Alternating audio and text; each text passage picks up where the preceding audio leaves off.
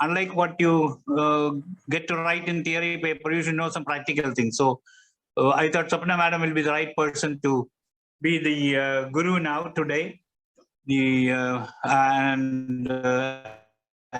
And Arya agreed also to present it. So nice welcoming everybody now. Arya can start presenting. Good evening, everyone. Myself, Dr. Arya, final year PG from SMCSA Karakona. Is my slides visible, ma'am? Yes, it's visible, but still it's not in the enlarged view. I actually have put it in the slide share. In your laptop, in your system, the background is torn the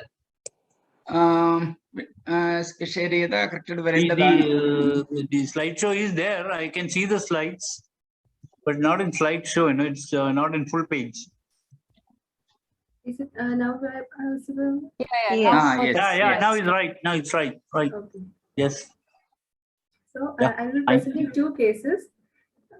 First, presentation. So this is a case of a 22-year-old male presented with gradual progressive diminution of vision till 2 years back. And there was no history of redness, pain, photophobia, no history of flashes or floaters, or no history of trauma. Past ocular history of using spectacles since 15 years, last changed spectacles 2 years back. History of lasers in the right eye 2 years back, and no history of contact lens wear, no history of any allergy, no history of any ocular surgeries, or no history of any systemic illness. In the family history, there is no significant family history. Personal history, normal sleep, appetite, bowel and bladder habits, and general examination, vision is moderately built and nourished, well oriented to time, place and person, no pallor, icterus, cyanosis, clubbing or lymphadenopathy, systemic examinations within normal limit. So on ocular examination, uncorrected visual acuity in the right eye was 660, which was improving to 66 with minus 1.50 diopter sphere and cylinder minus 1.25 DC at 80 degree. And in left eye, the uncorrected visual corrected vision was 6/36 parts with improving to 66 with minus 2 DS, and this was measured with Snellen's chart at 6 meter distance. And the present spectacle power is also same. There is no difference in the spectacle power also. The dilated retinoscopy, which was done at half meter with tropicamide, showed plus 0.25 along 80 degrees and minus 0.75 along 170 degrees in the right eye, and in the left eye minus 0.25 in 90 degrees and minus 0.25 along the horizontal meridian. Visual axis was parallel, gaze orthotropic, ocular movements, ductus and versions full, head posture normal, no proptosis, no nystagmus, no facial asymmetry. Anterior segment examination, right eye, lids and adnexa are normal in position, margins normal, skin over the lids normal, eyelashes normal, palpable apertures normal in width and height, and lacrimal apparatus of the right eye normal, punctum well opposed to ocular surface, troplast is negative, conjunctiva, no congestion, no chemosis, no papillae, no dilated vessels. Cornea of the right eye normal in size, shape and transparency, corneal sensations intact and no neovascularization. Anterior chamber normal in depth, VH4, no cells or flare. Iris normal in color, pattern and no new vessel seen. And the pupil single, round, regular, brisk reaction to direct and consensual light, lens clear, no opacity, normal in position, no pigments on anterior lens capsule, IOP 20 millimeters of mercury measured with Goldman aphantasia tonometer at 10 AM, not on any anti-glaucoma medications.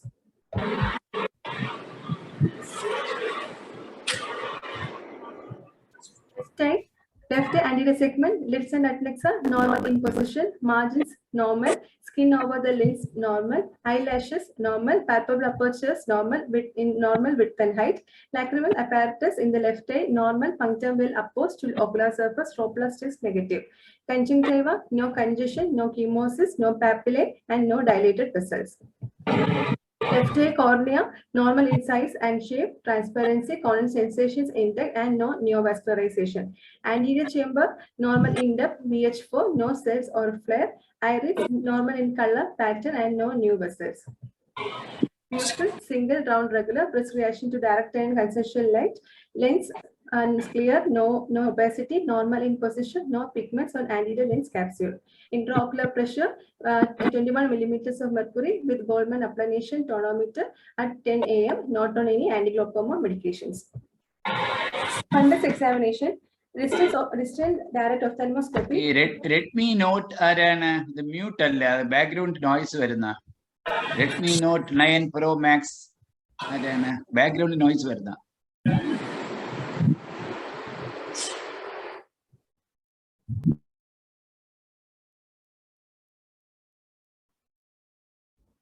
Can I continue, sir? How is it now, Nancy Sophia? And on Alla, Madan Sando no, but the sound was coming from the other one. Yes, continue, Arya. Fundus examination, distant direct ophthalmoscopy done at 25 centimeter. There are good glow noted in both eyes, and dilated fundus examination using 90D lens viewed through slit lamp biomicroscopy. Right eye, the pupil 7 millimeters of 7 millimeter, and then lens clear, disc color, size, shape, margin normal. CD ratio, vertical cup disc ratio 0.3, arteriovenous ratio 2/3, macula normal, forefield reflex present.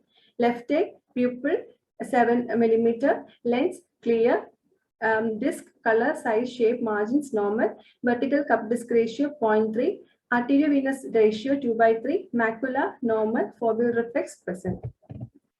Periphery, which is seen with indirect ophthalmoscopy with 20D lens, shows there is a spindle-shaped areas with arborizing network of white lines and pigmentation, which is seen in the infratemporally along the 6 o'clock and 8 o'clock position, located between the equator and the ora serrata, suggestive of lattice degeneration. And there is a regular with equal spacing marks with pigmentation in the center, suggestive of old barrage laser marks around the lattice degeneration. Parameters in the right eye, we checked for the color vision. It was normal in the both eye. Pachymetry we did. It was 533 micrometers, and the left eye was 543 micrometers. Keratometry done with K1 in the right eye was 43.45 into 89, and K2 in the right eye is 44.22 into 179, and the left eye keratometry K1 was 43.57 into 81, and K2 was 43.83 into 171. And the right eye Schimmer's test was performed. It was 29 millimeters, and Schimmer's test in left eye was 24 millimeters. The diagnosis is right eye stable compound myopic astigmatism with old barrage laser photocoagulated lattice degeneration. Left eye stable simple myopia with no non-comorbidities. As the patient, for the occupational needs, the patient wanted to join merchant navy. So the patient wanted to undergo a refractive surgery. So we have done corneal topography for this patient. So this is a corneal topography of the patient. Here, first we have to see the patient details. Then we have to check the acquisition quality, the coverage. Here it is showing the coverage, that is 99%. And we have to look at the centration. Here it is showing 99%. And we have to see the summary indices. Summary indices, first here it's showing the horizontal visible iris diameter. It is 11.94 millimeters, and the pupil radius is 0.25 millimeters at 353 degree, and intercept at R is equal to the radius of 0.6 millimeters at 353 degrees, and the thinnest location in the pachymetry map is 0.6 millimeters at 200 3 degrees. Here in the first map, it is showing the pachymetry map. So here you can see there is no hot colors visible. All it is coming in the normal range. In the green color is there. So it's a normal pachymetry map. And also when we see the values also, it is in the normal thickness of the cornea. So it is a normal pachymetry. And next this is a curvature map. Curvature map, you can see some steepening over the horizontal meridian. So here it is against the rule astigmatism, you can see. And next is the anterior elevation map, and this is the posterior elevation map. There is no inferior steepening, superior steepening, or any botte appearance, or symmetric or asymmetric botte is not visible in this topography. And this is a picture of the series topography. And then the apex of the center is 0.6 mm at 178 degrees, and the curvature is 44.46 diopter. And we can get the anterior chamber depth also. It is 3.61 millimeters. It's also including the corneal thickness. And volume is 208 millimeters cube, and iridocorneal angle 45 degree. And we have the horizontal anterior chamber depth 13.17 millimeters, and corneal volume is 55.42 millimeters square. And next is K readings. K readings, these are within the normal range, K1, K2, and it is showing the SIM K reading, stimulated K reading of K1, K2, and average and cylindrical power. And we can see the anterior curvature maps of the 3 millimeter zone, 5 millimeter zone, and 7 millimeter zone is shown in the central, paracentral, and the peripheral areas. And this is the keratoconus screening index screening in this series corneal topography. We get to see the keratoconus screening also. So it is according to the symmetry index of the front. There is a SIF. It is a symmetry index. Here we are comparing the elevation, that is two zones from the superior and the inferior. And if it is a positive, then we can say it is inferior is more steepened, and if it is negative, the superior will be more steepened. It is a symmetry index of the front surface. And SIB is the symmetry index of the back surface. And KB, it is a keratoconus vertex of the front and back surface. There is a KVF and KVB. So here it is showing the highest point of ectasias present in this. It is coming in the normal range. And BCV, it is a particular index which is seen in which is used in the series topography. It is a Bersaci index, and here it is inbuilt in the topography mission itself. And this topography is coming in the normal ratio, so it is classified as a normal. Also, if it is indices is more, then we will classify it into keratoconus suspect, keratoconus, or abnormal. So this corneal topography map is normal. Next is the this is again the analysis map. This is showing the tangential anterior curvature, and this is the tangential posterior. It also shows a normal curvature, and also the BCB.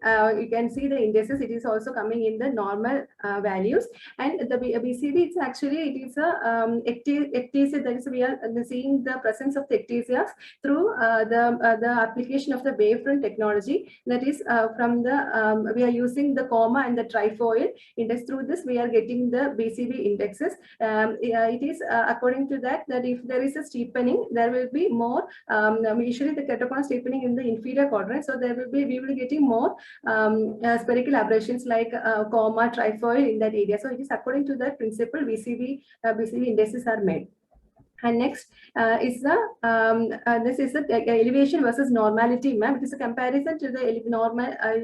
Normal, there is no steepening seen in the both curvature. Elevation versus normality in the anterior, and elevation versus normality in the posterior. And this is a relative pachymetry. It is also coming in the normal range.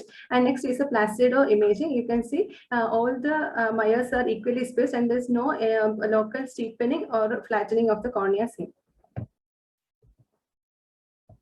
and this is the left eye of the patient. This also the same indices are applied, and you can see the pachymetry map, the curvature map, and anterior elevation, posterior elevation, and the analysis map all are coming under the normal. Next is the this is a pupillometer. Before undergoing for refractive surgeries, we have to note the pupil size in the various conditions, like in the scotopic size, mesopic size, and photopic size. In scotopic size, we have to check how much the scotopic size, because if the optical zone is less than the scotopic size, then it can cause the presence or it can cause glare or halos and irregular astigmatism during the night time. So it will cause problems in the night driving patients. So it is better you have to do an infrared pupillometer. It is present in the series topography itself. So it is you can see the scotopic pupil is 6.68 and the mesotopic pupil is 4.58 and photopic is 3.38. It's coming under the normal range. And the scotopic pupil here in the left eye is 6.04 and the mesoptic is 4.97 and photopic is 3.72. Ma'am, can I go to the next case? Sir, should we discuss the first case and then go to the next case if we have time? I thought we can discuss the first case. Anyway, these two her presentation was well tutored by Swapna madam to interpret those well tutored. She was so fast. Topography charts. Yeah, first time I'm hearing that. So no, I think Arya prepared a lot by herself. Prepared, but the thing is, a great effort. Sir, says now, sir. I know. I want to tell that she was too fast, no, because and this session has got two things. One thing, if you present in an exam, how are you going to present? So there also the speed counts. And also another thing is there are this is for the benefit of PGs who are sitting in this session, and that should benefit them also. So the speed should be such that this suits both these. Okay. So knowing, because from your voice and tone, and we know that you have relatively gone through the whole thing, and you have gotten basic understanding of what you are talking about. But when you translate it to an exam type of presentation, and for the benefit of the PGs in this session, no, it ideally has to be a bit more slower. Slower. Okay. Slow. Okay, sir. And also, like when you have similar findings in two eyes, you can say that both eyes have, the same type of disc or the same pupil. And so you don't need to read out each and every sentence that you have written in your PowerPoint. So that will also save time for the negative findings and give more time to explain a new concept like the topography or the pupillometer. Okay, I think she got two cases to present, so she was rushing through. That is why. But anyway, she presented continuously without any hiccup. Well done. Anything, madam, you can ask from this? This is a pentacam or off scan, this one? This is a serious, this is a CSO serious topographer. There's a posterior float, you get the same scheme plot technique? Yes. The Sirius has both a Placido and a Shimflu camera. Yeah. So how it differs from the Pentacam is that Shimflu in Pentacam is a rotating Shimflu. This one is a stationary Shimflu, but it also has a Placido mapping. So this is how it combines and gives anterior and posterior floats. So so Arya, so what I think let's start with what would you, when you've seen that the patient is essentially a normal person, and you have classified his problem into compound myopic astigmatism in the right eye and myopia in the left eye. Yes. So, and you have told me the topography findings as well. So what are the different types of maps of the eye that you can have using a topographer? Like you were talking about tangential. What do you mean by a tangential map? What are the other types of maps? So a basic idea about topography. topography, we have the sagittal map is there, where we will axial sagittal or the axial map, where we get the power of the curvature power of the meridians, and where we can compare the if there is any presence of steepening or superior from the curvature of the sagittal or the axial maps. Next map we have is the tangential map. Tangential map, it cannot be used for curvature. It cannot be used for curvature makeup, but it is just giving the power, just giving the power of the anterior of the map, and we have the elevation map. Elevation of the anterior and the posterior. So these are the curvature maps what we have, and we have the pachymetry index, pachymetry map, where we compare the pachymetry, and this all reference is according to the best fit sphere, where we have the a normal sphere of mathematical approximation. So we, according to that reference surface, we make the, if it is above the reference surface, it will be a plus sign, and if it is below, it will be minus. And we also have the color coding. So if it is given in the more steepening, or it is above the level, then will be demonstrated as the hot colors like yellow, red, shades of the red. And if it is in the normal, it will be green, red or orange, and it's normal, it will be in the green. And if it is a below, also very flat, it will be in the shades of the blue. So, and we have so basically, I think you should know the difference, the basic difference between a sagittal or an axial map. It is the same. Both terms are used as, in a comparative manner. Compared to a tangential map, is that the sagittal or the axial map measures the central part of the cornea, whereas the tangential is a more widely divided map which distributes all over the cornea. Okay, so that's the basic difference between. So if you have a tangential map on one side and a axial map on the other side, you will feel that the axial map, which is measuring the central part of the cornea, seems to be a zoomed version of the tangential map. It's as if we have zoomed into the center of the tangential map. So you're seeing finer features of the center of the map in an axial map. So that's the basic difference. Then the my question basically was, what are the type of topographers that you know about basically? I mean, topographers when we were, doing our PG, we just had the Jewel Sheards back there. So topography, we have the slit scanning. According to the slit scanning principle, we have the OBSCAN 1 and 2, and we have the sheen flow. According to the sheen flow principle, we have the pentacam, Galilei, and the series topography, and we have the high OCT, ACE-OCT, that is a Bisande. These are the topographers available. So to summarize, you will say that you can divide them into slit scanning, sheen flow photography, with or without a placido disc, and anterior segment OCT type. Okay, these are the three main types in use over now. They are also ray tracing topographers, but we'll talk about these three main types that are in use now. Okay. So yeah, you have mentioned the maps. Now, if we can be very specific, can you go back to your topography mapping? Yeah. So, so here, when you just look at the map, you were talking about colors of the map.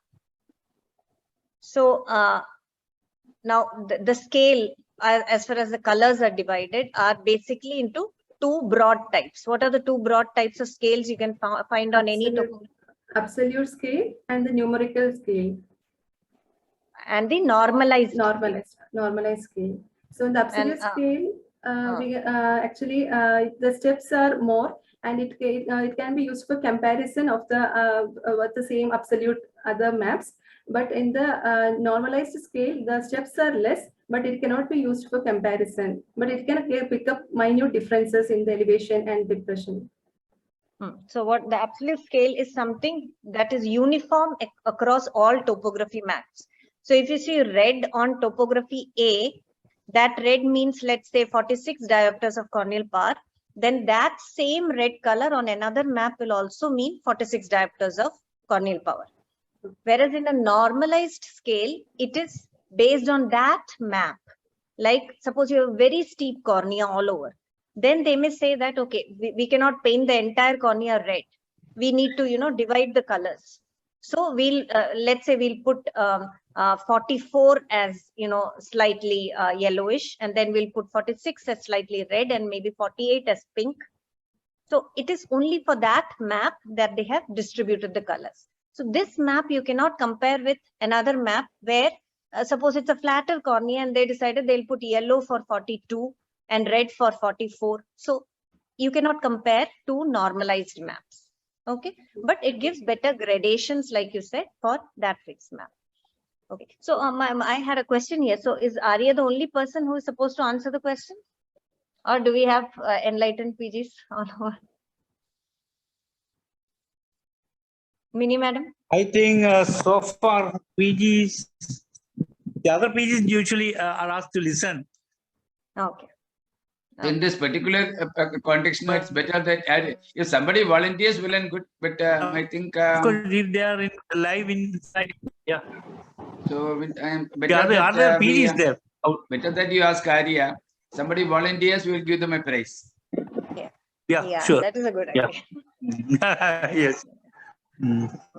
Yeah, okay. So Arya, now coming to generalized refractive surgery, you were talking about pachymetry.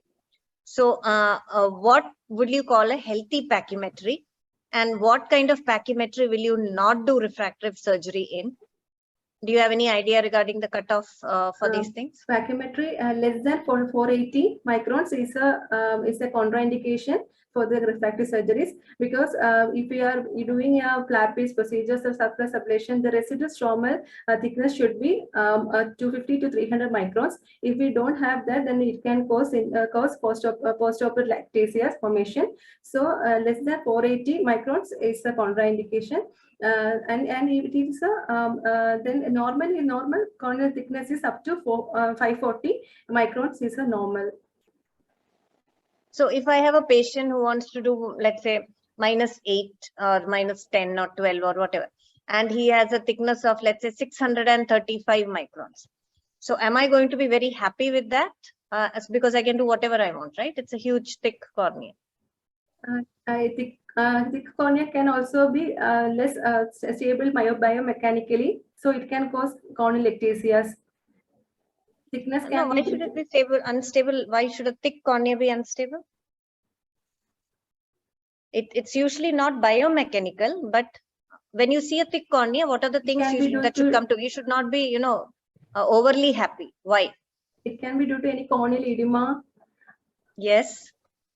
So you have to think about the endothelium, whether the endothelium is healthy or whether there are, guttae or problems that are actually pathologically increasing the corneal thickness.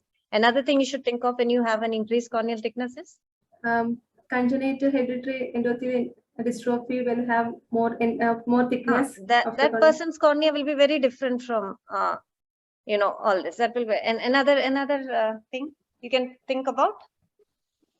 Deposits in the cornea. Corneal dystrophies. Yeah, some form of mild variant of a corneal dystrophy. So all these can increase corneal thicknesses. Another thing is that your IOP is not reliable in a thick cornea. A lot of people with thick cornea could be having OHT, ocular hypertension, or may also be steroid responders. So these are the associations of thick cornea. So you have to be careful about thick cornea as well. So you were right regarding the pachymetry readings. So usually below 480, we are very cautious, and we should always have a ceiling. Like, okay, it is just 0.5 diopters. Why not do in a 400 micron patient? At the end of the day, I mean, one diopter will take only 30 microns from the cornea at the most, or 15 microns from the cornea.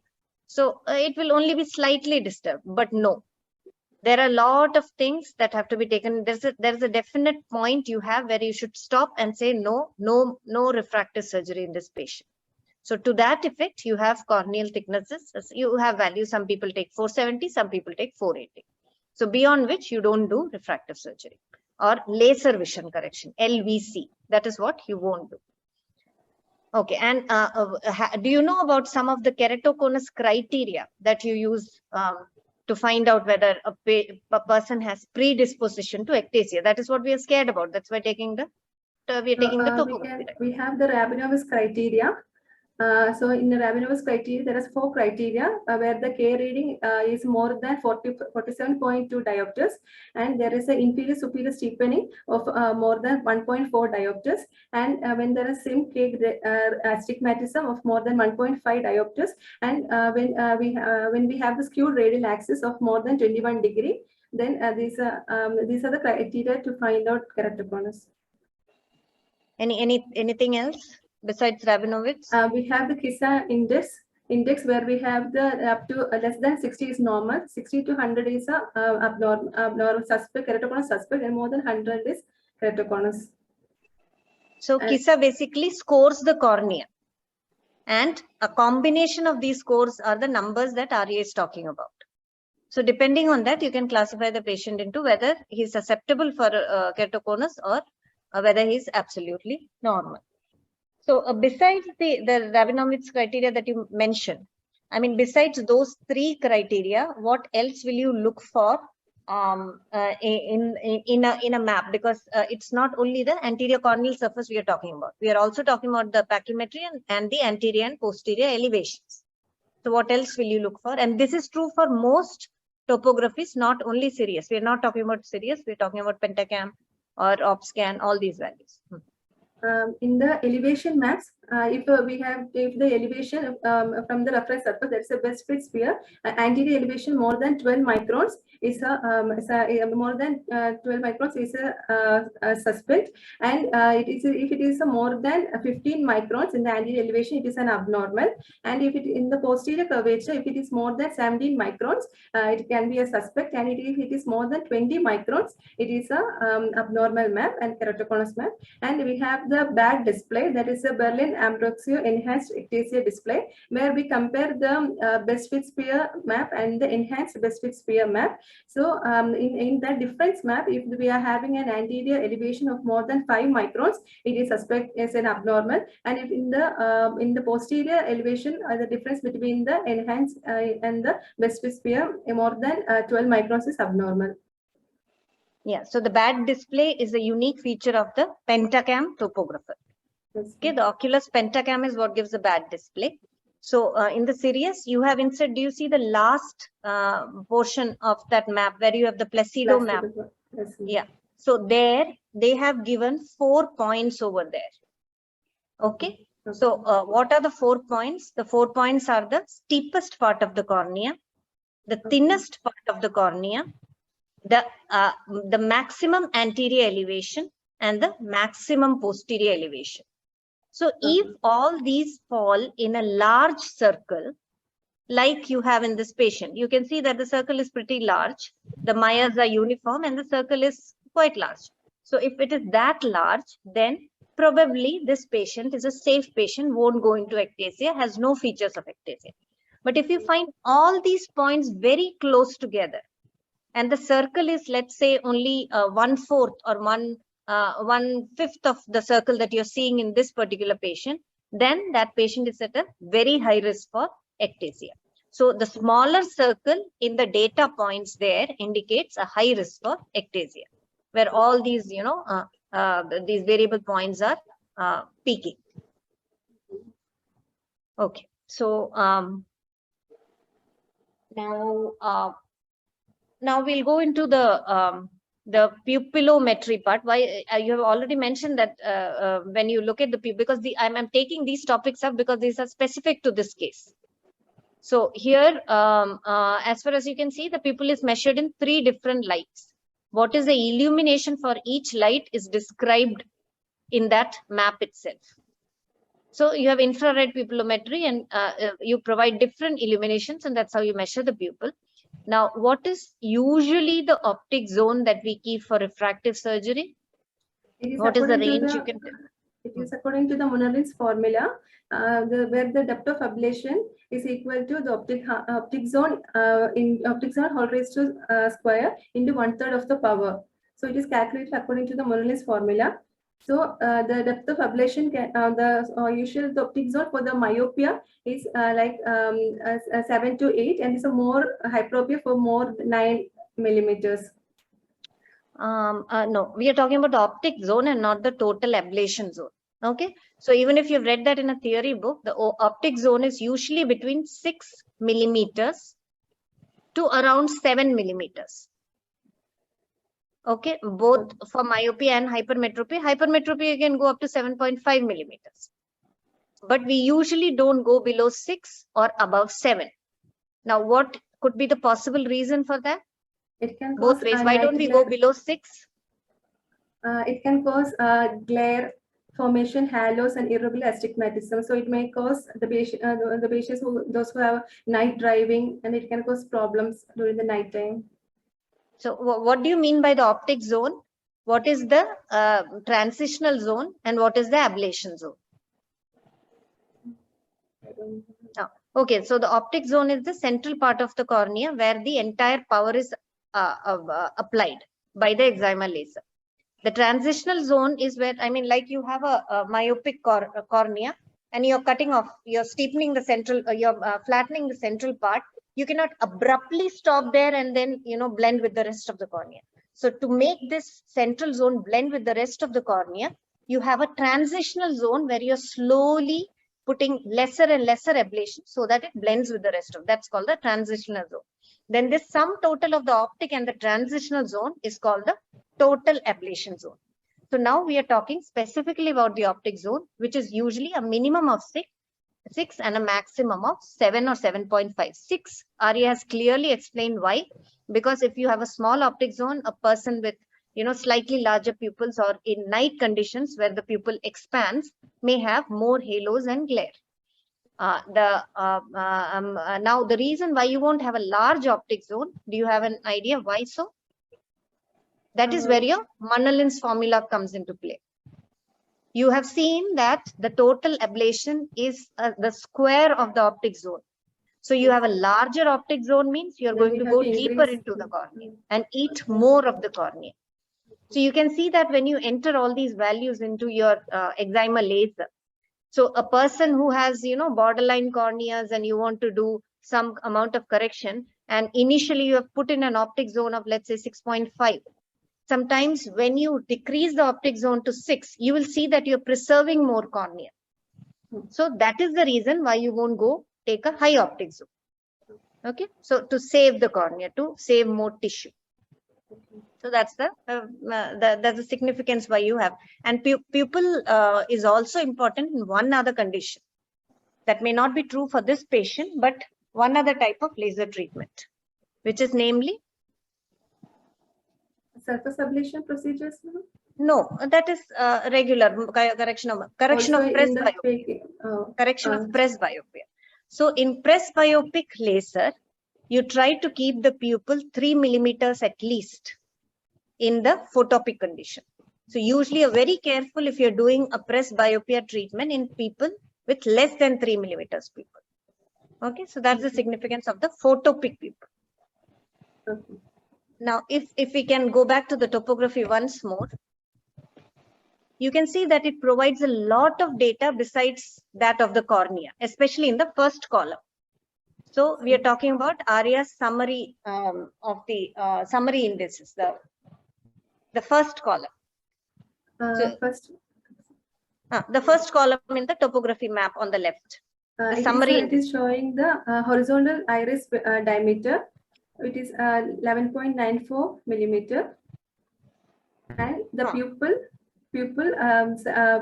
radius, there is a 0.25 millimeters at 353 degree, and the thinnest location. Yeah, you have mentioned that. So here, what is the extra information you're getting? The most important extra points are one is the white to white value approximately, which is the HVID. 11.94. It's the horizontal diameter from limbus to limbus that you're getting. That is HVID in this particular topogram. Then another value you're getting is the placement of the thinnest point at the back, with respect to the center of the cornea. The thinnest part of the cornea with respect to the center of the cornea. Then the apex is the steepest part of the cornea with respect to the center of the cornea. Okay. Then you're also getting Anterior chamber. yeah, so various values of the anterior chamber, like the anterior chamber depth, with and without the epithelium, with and without the pachymetry. You're also getting the an idea about the iridocorneal angle.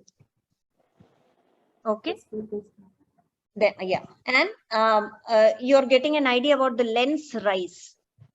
You can see there's a value there called the lens rise, which is minus 0.6. So lens rise means how much is the lens above the sulcus to sulcus line. Okay, and whenever it's above that line, you have a minus value for it, and when it's below that line, you have a plus value for that.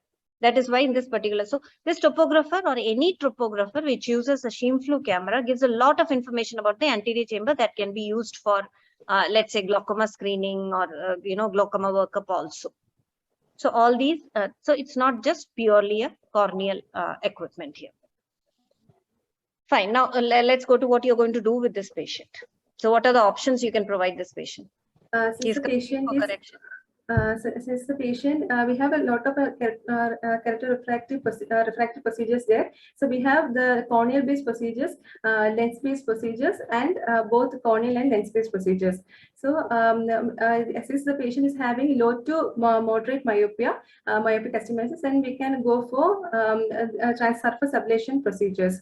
So we have other options also, like incisional procedures are there. We have lamellar procedures like small incision and lenticular extraction. Then we have the laser-based procedures, which includes the surface ablation and the intrastromal LASIK procedures.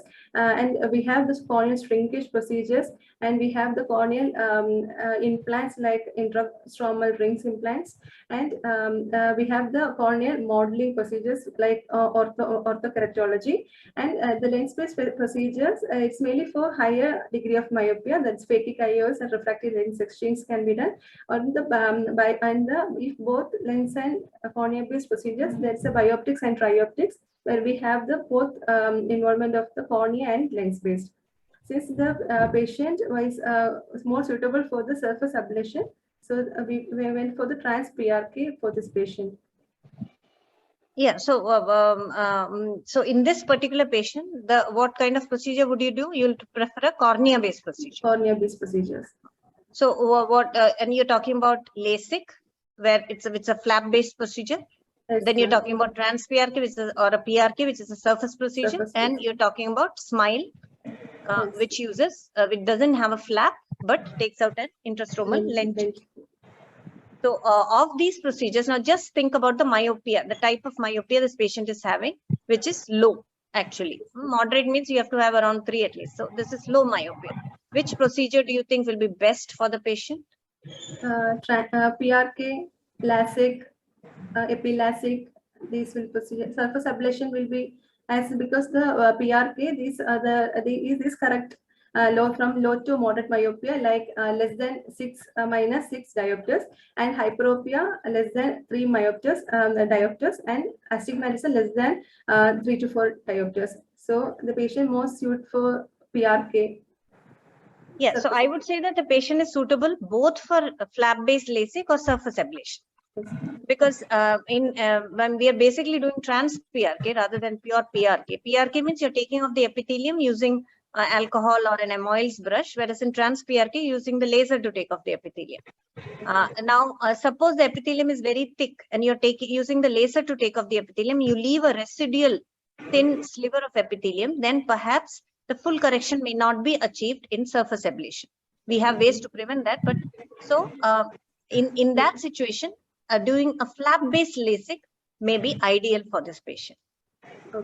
Because you have taken a flap and you're correcting the stroma and you're putting the flap back and recovery is immediate. That means from next day onwards. Whereas trans PRK has a slightly delayed recovery. But when you do a trans PRK, you're maintaining more of biomechanical integrity of the cornea because you're not taking a flap. You're doing it exactly on the surface. And trans PRK also has very low haze compared to a regular PRP. So these are the advantages. Now, why will you not do a smile in this situation? Just a very short answer.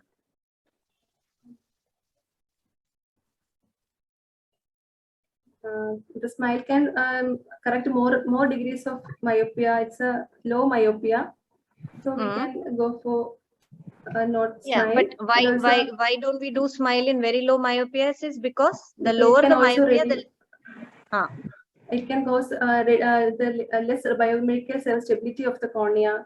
Can predispose no. Everything spoils biomechanical integrity. But here, the lenticule is very small. So 1 diopter means 15 microns of lenticule is what you are holding in your hand, which will be very hard to take out from the intrastromal area. That is why people don't recommend smile for very low myopias. They go for a flap-based procedure straight away. Okay, it's very hard to pick out that lenticule. The latest Zeiss machine can do even that, but still all the traditional machines find it very hard to take that out. So that is one reason where you may defer smile for some time for this kind of a patient. So what would be your criteria for not doing a laser ablation in this patient? Ma'am, not doing laser ablation? Yeah. I'm telling the patient, I'm sorry, I cannot do a laser procedure for you. Why? If the patients have, we have to first see for the refractive surgery, we have to first see the degree of correction, and we have to see any systemic illness which can complicate the recovery. We are just talking about the eye. The ocular condition, there is if the patient is having severe keratoconjunctivitis sicca, then it is a contraindicated. Then if we have the exposure keratitis or neurotropic keratitis, if the patient have an uncontrolled glaucoma, and if the patient is having a uveitis, or if patient is having since the patient is myopic, patient can have myopic peripheral degenerations in the retina. Sometimes patient can have any retinopathy changes. And if the patient have any attack of herpes zoster ophthalmicus within 6 months, it can cause reactivation in the laser-based procedures. And if the patient is having ectasic diseases like keratoconus, pellucid marginal degeneration, keratoglobus, then it is a contraindication. Yeah, so basically your contraindications are divided into relative and absolute, and you mentioned nearly all of them. Except I will take myopic degeneration from that list, because most myopes have myopic degeneration of the retina, and that has to be stabilized by a barrage laser. Now, there are some topographic conditions for which you won't do laser. One is when there is a formafrustic keratoconus, FF keratoconus, according to the criteria that you've mentioned. The second reason is, suppose this patient, now what are the cornea dioptric values of the cornea at 3 millimeters in this patient, K1 and K2? K1 is 43.45 diopters at 89 degree, and K2 is 44.22 diopters at 179 degree. So this is a relatively normal, average, good cornea with a healthy pachymetry. So if your pachymetries are low, that means below 480, you won't do a laser procedure. At the same time, if your cornea is very flat, we know in a very steep cornea also, we'll be very suspicious and we'll try not to do a procedure. But if your cornea is very flat, suppose it's cornea at 39 or 38 diopters, and you want to correct -3 or -4 myopia, his average cornea will go below 35 diopters. So in such a patient, where you have very flat cornea and you have to correct a moderate degree of myopia, which makes the patient have an ultimate K value less than 35 diopters, you will not do a laser procedure, even if all other parameters are conducive to doing a laser procedure. Okay, so that is one of the important criteria besides all the others you have mentioned. Okay, so what are the alternatives? Suppose you have offered laser for this patient, but suppose one of these criteria were not fulfilled and the patient is not eligible, you're talking about other criteria. So the first one, phakic IOLs you're talking about. What do you understand by them? What are the types of phakic IOLs you know about? Phakic IOLs, these are actually the intraocular procedures, which we put the lens inside the IOL. The IOL is put in for the refractive correction. That's a phakic IOL. It is there are 3 types of phakic IOLs available: ankle supported, iris fixated, and posterior chamber IOLs. So we normally we use nowadays we are using ICS, implantable columnar lens, that is a posterior chamber phakic IOLs. Because why this is used is if the patient is having a less a thin pachymetry, it does not disturb the cornea at all, and also it preserves the corneal integrity. And also, but the prerequisite is we should have a more specular microscopy. We have a normal endothelial count should be there because some of these intraocular procedures can lead to endothelial decomposition. So the advantages mainly of phakic IOLs are it preserves the corneal endothelium, and also the wide range of hyperopic corrections like myopia, astigmatism can be corrected by this. And sometimes it can also reduce the glare halos produced by the other modalities. And disadvantages is it is actually it can cause intraoperative procedure, can cause endophthalmitis, or if it is if the lens is put through a large incision, it can cause an irregular astigmatism formation. And also it can cause irregular if the vault, it has a vault that is a distance from the posterior side, posterior part of the IOL to the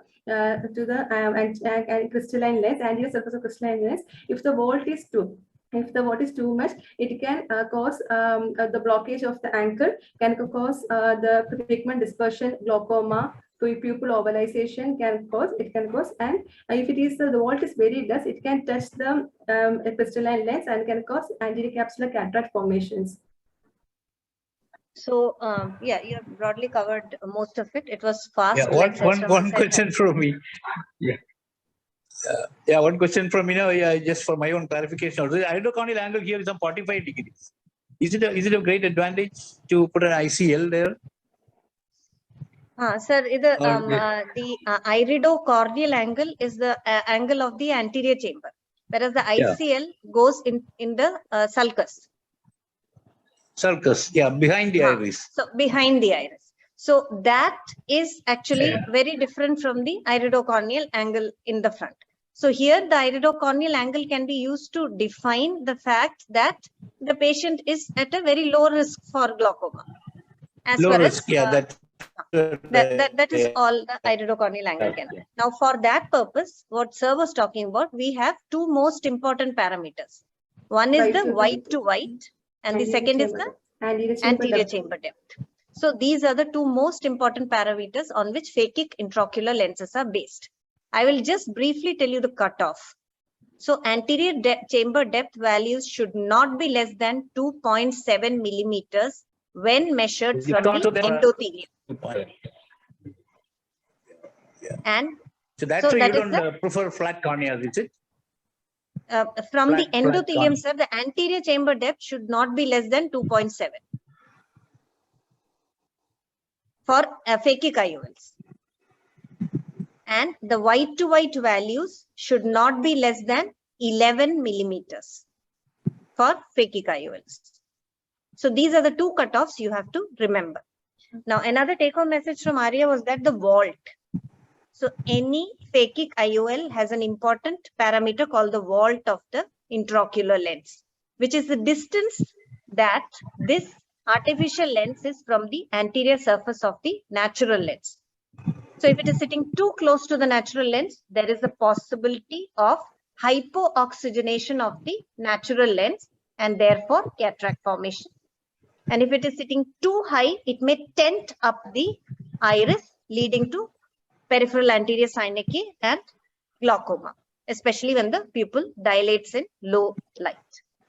So glaucoma and cataract are 2 conditions that you should watch out for before doing a phakic intraocular lens by sticking to these parameters, these 2 numbers that I have told you this. So this is, I think, the most important take-home message from the phakic IOL viewpoint. And Dr. Mini, can I share 2 videos on my, if I can share my screen, that is basically telling the procedures. Yes, definitely. Yeah.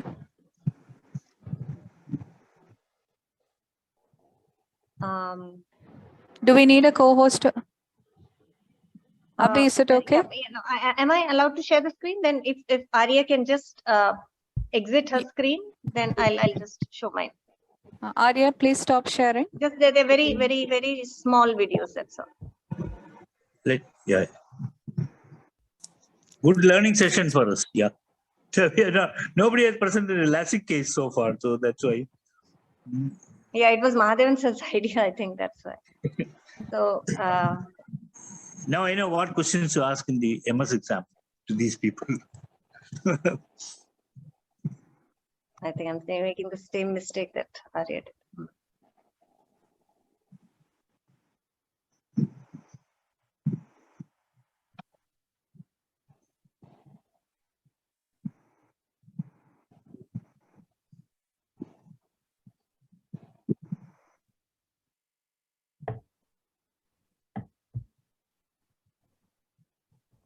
So is my screen visible? Yes, yes. Okay. So this is a LASIK procedure using the kerato. So you can see that the ring is fixed, suction applied, and you're running the blade and you've created a flap. And you lift the flap. Now this is a femtosecond laser flap being created after applanation, and this is how you lift that flap. So in both cases, once the flap is lifted, this is how the excimer laser is applied. So these are the two methods of doing a flap-based procedure. Now this is a surface procedure. You can see that no flap is created, and you're just applying the laser on the surface of the cornea. The plume evacuator is on the side, and this is what you see on the screen. So you have the eye trackers on the screen and the amount of depth ablation that is done and the time taken to do the ablation. So here both the epithelium is taken off and the stromal ablation is done. Now the third one is a phakic IOL. So you can see that the ICL in this particular case, ICL is a brand. So it's being loaded. And once it is loaded into the cartridge is placed in the injector and the plunger is moved to the backside of the ICL. Then you mark the cornea if it's a toric ICL, or you just, straight away make an incision which is approximately 2.8 to 3 millimeters on the clear cornea, and you insert the ICL in the anterior chamber. Then you tuck the haptics under the iris. So this is how an ICL is placed.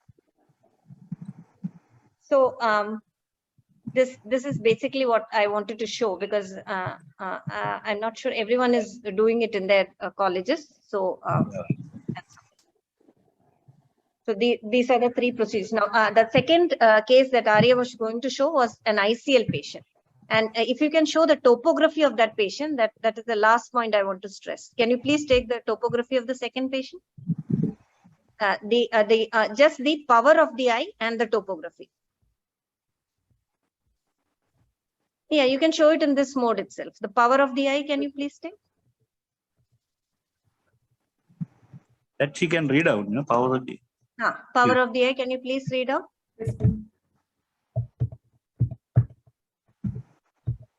This is the second case. The power of the eye uncorrected visual acuity was counting fingers at 1 meter, which was improving to best corrected visual acuity 6/6 parts with spherical power of -10 ds and cylindrical power of -1.5 dc at 180 Can you show degree. that slide? It's not visible now. No, this is the old one which is being seen. That's the first case slide. That is topography. Just the.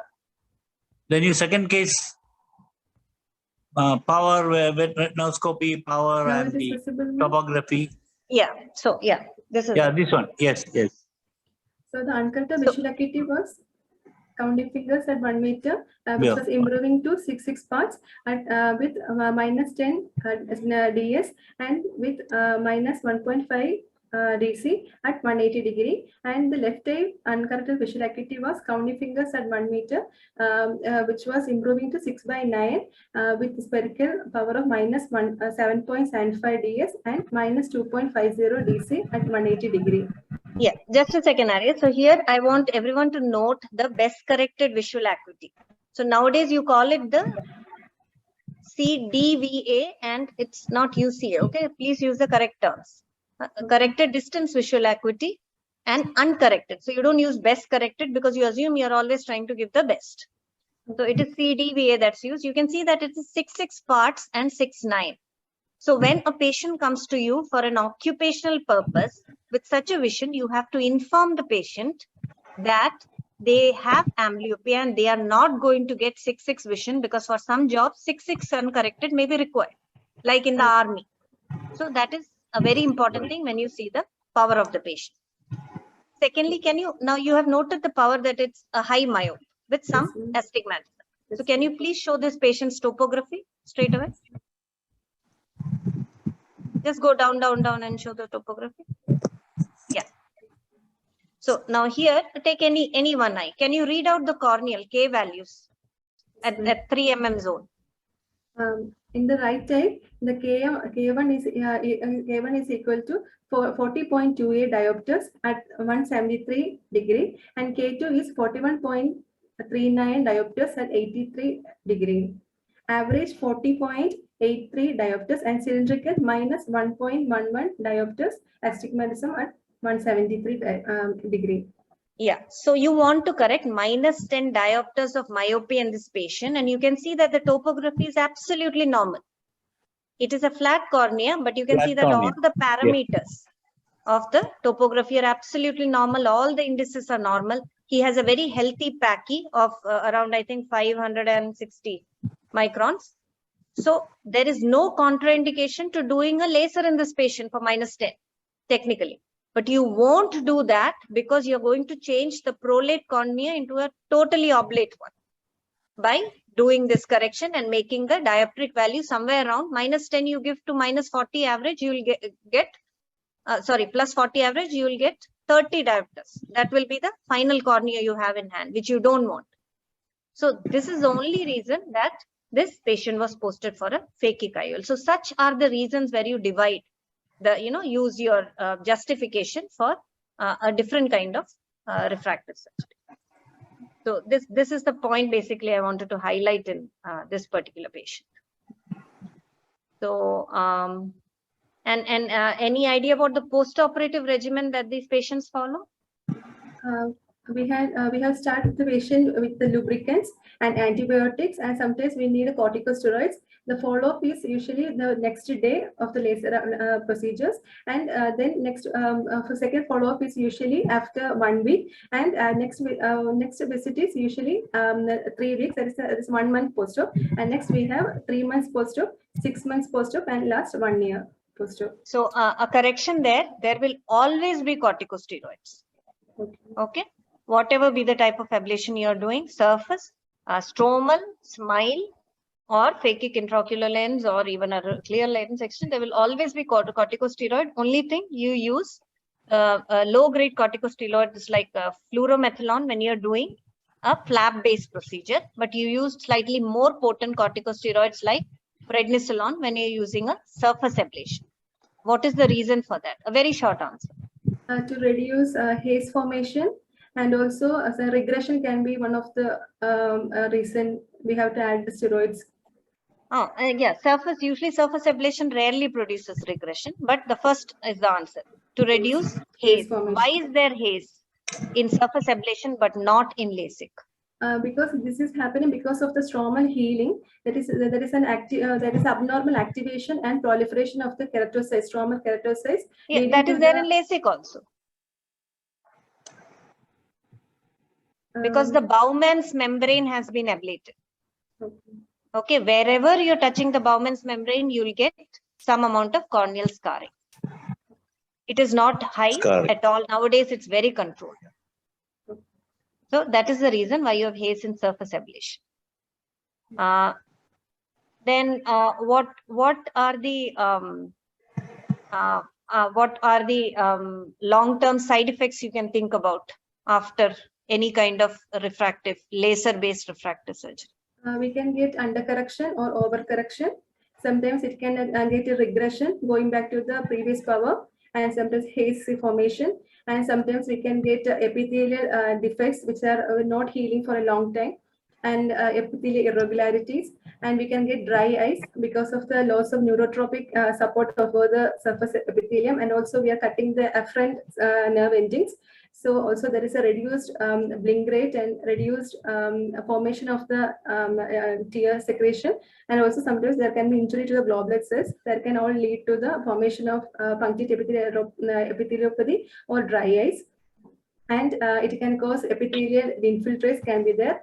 And if ablation can cause decentered ablation related complications can cause central island formation, decentered ablation, and over ablation or under can cause overcorrection or under correction. And the flap based procedures can get intraoperatively it can get incomplete flap formation or a free flap formation or a buttonholing of the flap. And if femtosecond laser is used, it can lead to an opaque gas bubble formation or vertical gas breakthrough. These are the complications during intraoperatively. And postoperatively, in flap-based complications, we can get interface debris, and we can get a flap displacement. And sometimes we can get diffuse in lamellar keratitis. Diffuse lamellar keratitis, that is one of the most important complication you should think about. What do you mean by that? It is a small corneal infiltrates which are appearing in the corneal periphery. So these can cause corneal, sometimes if this is not getting healed, it can cause corneal scarring, irregular astigmatism. The main reason for developing the interfaces is the bacterial toxins or antigens getting into the interface, or due to the secretions from the eyelid, secretions can deposit and can lead to diffuse lamellar keratitis. Yeah, so they are actually cellular infiltrates. They are cellular response of the cornea to an inciting agent like a bacterial endotoxin. And the problem is that if it invades the visual axis and if it is massive, then it can have very disabling effects on the flap. It can melt the flap and take the vision away. So that is why diffuse lamellar keratitis is very important in flap-based procedures. Then another important complication is post-op ectasia, for which you have to have a very good preoperative screening, including the posterior surface of the cornea. That is one of the main ways by which you will prevent post-operative ectasia. Now that itself is a big topic. I think we've already exhausted our 1 hour. Oh, that was nice discussion. Arya, very good, very good. Well prepared, well prepared. Well prepared, yeah. So, you just keep an track on your speed. So tomorrow, day after, you are going to be a very good teacher. Okay, mark my words. Yes. So from now on, keep an track on your speed. So very good. Yeah. Swapna, very good information. Very good. As Madhan sir was telling, no, the way you explain things, no, but so great, as always. Yeah. So thank you. No, that is because I think she, like you said, she came well prepared for it. She came well prepared. She came well prepared. She was over prepared for that matter. And because that is why that speed. Okay. So but then again, even though with that speed, no, the fact that she prepared well for and usually not PG type of preparation she has made. She has many preparations lately above that. So that's it. But the way you explain things, no, that was very good. And thank you, Swapna, also. Thank you. Okay. Thank you. Those days, I prepared the complications like this, classified, because it was not popular at all. When we wrote MS examination in 1980, 84, 85, so I prepared like this, post-op complications, structural defects on the cornea, optical defects in post-operatively, and then inflammations and infections. That is the way I classified, and it still holds good. I can quickly say that the structural defects that can occur to the cornea like that. That may be, but now I don't know how books describe that, and I'm not reading the LASIK refractive surgeries. Anyway, that is a good discussion, and I learned a lot from this. especially looking at the topography and interpreting it. Can we close now, or what do you say? Because no, as Madhavan said, no, some examiners, no, I still remember our JKS Parihar sir. JKS Parihar. So I had been with him for DNB exams many a time. He asks in depth about cornea because he's a refractive surgeon. So and many a time I have gone to the rescue of the PGs who will be sort of who come from centers where a lot of refractive is not done. No, they find it very difficult to answer. So then usually I track it on to somewhere else and I try to sell them out. So some of the examiners who are refractive, so it's better that you know the basic things. Though you don't study things in depth, there are certain basic things which Swapna told now. So the basic things we should know. It's ideal that we know. You should just have a recognition of what topographer the map is from. Yes. Like which one is pentacam or when you see a lot of things like this, we try to skip this. So don't skip. So because it's not very confusing. Once you haven't got a grasp of the idea, even though you don't interpret the whole thing, you get an idea of what you are looking at. Yes. Now, the first time I encountered this OpScan and Pentacam in examination was when Honavar projected these charts into the screen and started asking questions. So I decided I should know something about these things. I was partnering him in LVP for a DNB exam. So now it is good. I think I feel now that our PGs have some idea now, and now they can develop on this knowledge that they have learned from here. That is a great session. And I think it is well attended. Is it how many attended? 23 participants now. No. It was 32. It was 32. It was 32 plus. It was 32 plus. At a time now. At one time. Now people have dispersed for dinner. Oh, it's nice. Right. Okay, then I think Minnie, you can say a word of thanks and announce the next iPaathsaala date. Okay, sir. Actually, I think we should thank Sapna Madam for enlightening us so much on this topic. Yes. And you have a wealth of knowledge and practical experience also. So I think we could repeat such sessions every 4 months so that if you are willing, Madam, so that it will be very beneficial for our PGs. I think it was on Mahadevan sir's encouragement that. Because we don't have it in our place. Idea got into my mind. We don't have it in our place, so it will be extremely useful for all of us. Sure, fine. But I also suggest that PGs ask questions, whatever they have regarding all these doubts, because these are the forums where you can clarify. Yes. Actually, we don't have any idea. Even these type patients, we don't see much. So the maximum thing we get in our OP is, Madam, I need 6/6 vision. What can I do about it? So every 4 months, I think we will be coming back to you for your help. Sure. My pleasure.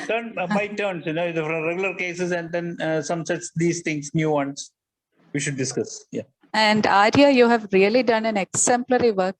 Because we should, no doubt. Because without me suggesting only, she was very proactive. She came to me and asked me, like, what can I do, Madam? And you have read A to Z about a topic which is very less read. You have understood it correctly. And by God's grace, you are at Chaitanya so that you could contact Madam and have spent some time with some cases.